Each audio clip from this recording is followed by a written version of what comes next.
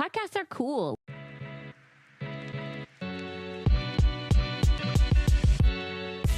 Welcome to Podcast Answers, the show where I help you start and grow your podcast, answering any podcasting questions along the way. That's right. Today, we are going to be doing that same thing. We are answering your podcast questions. And today, we are going to be talking a little bit about improving your podcast audio quality, all while on a budget. Well, hey guys, welcome back. If you've not been here for a little while, I've not been here for a little while. I took a break off at Christmas time, but it is so good to be back. It is, in fact, one of those things that I'm actually really loving being back and being, just being here and being with you. Because it's been, like I said, a while. I've missed hanging out with you. I've missed being part of your life. But I am back. I'm doing a few things now. I got lots of content planned for this next year. So I can't wait to get into that. And some really cool things coming up in the next few weeks. Some things that I'm doing to improve my content and improve my scalability with you, as well as my communication with you. So I can't wait to share more about that later.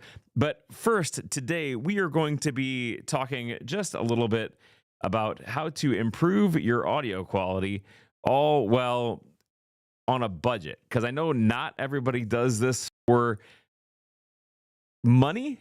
Lots of people do podcasting just because they love doing podcasting.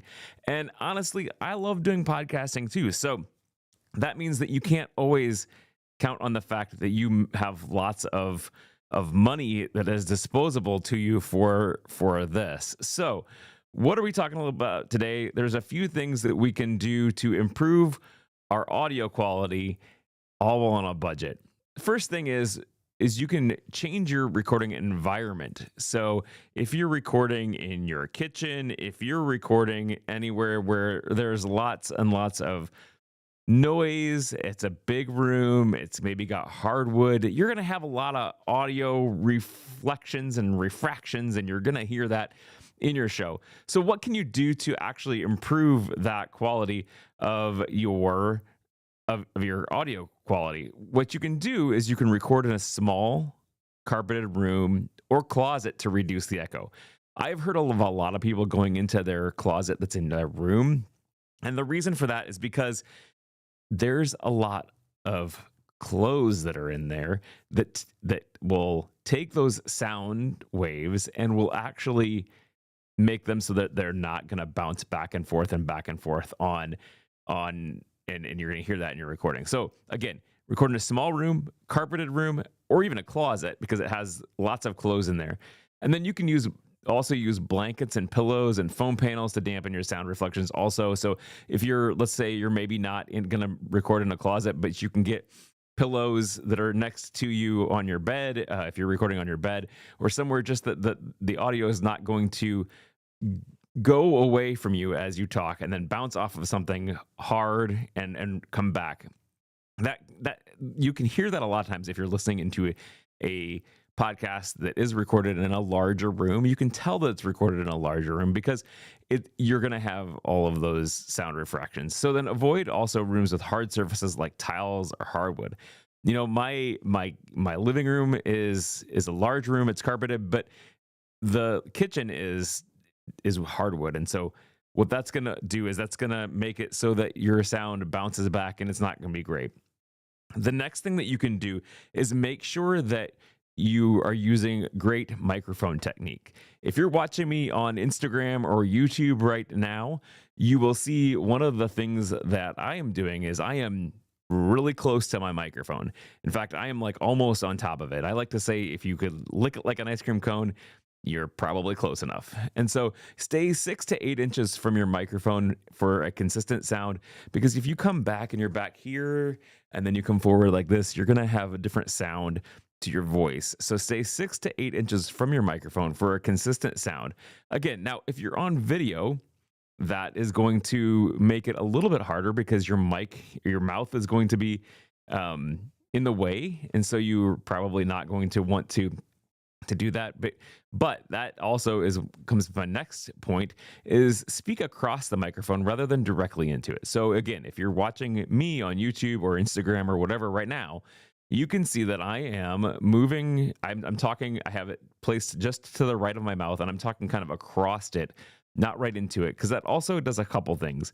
That helps get rid of the plosives, that pa pa pa pa sound that you're going to hear, as well as a pop filter. So pop filters also help, but speaking across to your mic as opposed to directly in it is also going to help that, to be able to keep that from sounding bad and harsh audio. But again, use a pop filter, speak across the mic rather than right directly on it. Those things are going to help make you have consistent sound and just an overall better sound for your podcast. The next thing is just to use affordable equipment that you can use. You can upgrade your stuff pretty affordably. You can get a USB microphone like an Audio-Technica ATR 2100X or a Samsung Q2U. Those are great mics for a relatively cheap price. And because they are USB, you can just use them, especially if you're just a solo podcaster where you're just recording your own audio. Now it gets more complicated again if you're going to be talking with somebody, if you're going to have guests on your show that are in person. The USB microphones are going to make it a little bit harder to use. You can on some mics kind of do some more than just one, but most of the time you're going to have some more problems when you are using a USB mic if you're going to do that for more than just the solo shows. So that's one of the things that you're going to want to take into consideration. So if you are a solo podcaster, you can use USB microphones, and that's really easy. Now, for just a little bit more than the Samsung Q2U or the ATR 2100X, you can get a Rode PodMic USB. And the thing I like about that is because with those mics, you have the ability to have it USB. So if you're going to be just plugging into your USB on your computer, then that works great. Or you can also have that and plug that into an XLR if you have a bigger something else like a Rodecaster or some other audio mixer. You can use that in those, and then you can use those. So for just a little bit more, you can get the Rode PodMic, and that's a great mic to use. Another thing to help get your audio quality better and your gear to be affordable, you can use affordable things. Use your headphones while recording too to monitor your audio quality. Now, that gets a little bit hard if you're trying to plug it into your laptop and listen to your own sound on that, just because there's going to be some latency coming back from your headphones and it's going to sound a little bit weird. But if you have something like the Rode PodMic, it has a headphone jack right in the back, and you can directly hardware monitor that audio. And that's a great thing because you can listen to your own audio quality, your own audio sound. Now, again, people a lot of times say, "Hey, Andy, do I have to wear headphones while podcasting?" I would say yes, because, and you can get something like I have right now. I have a headphone in. I don't have in this setup in this studio. I don't have the big canned headphones. I just have a simple headphone.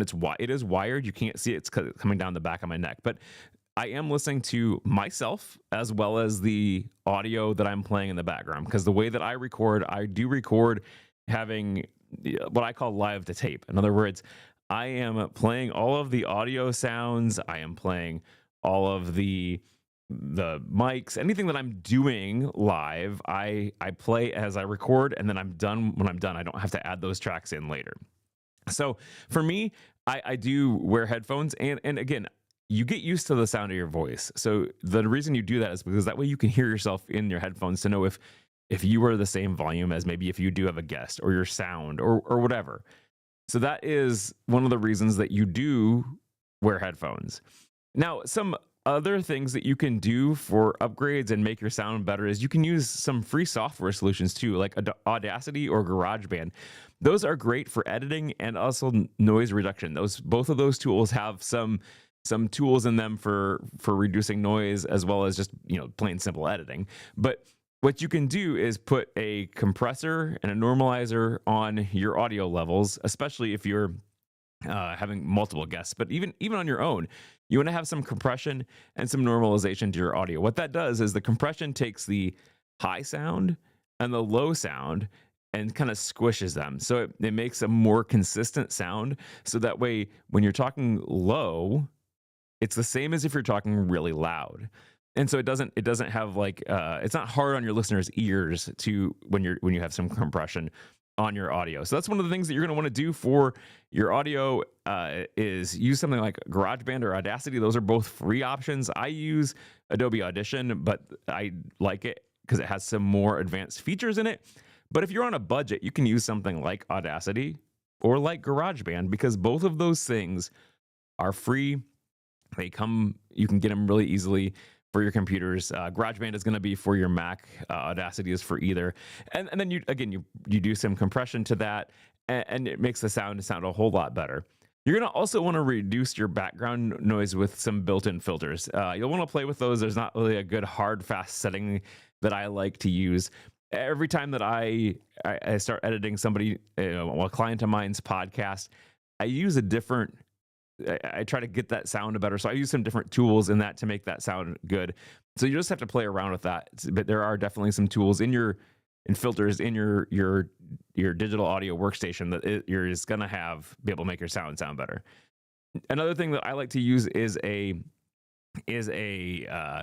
noise gate on my phone, or not my phone, my microphone. There you go. Because what that does is, if you listen, I'm going to stop talking for a second, but I'm going to make some noise with my sound, with my mouth.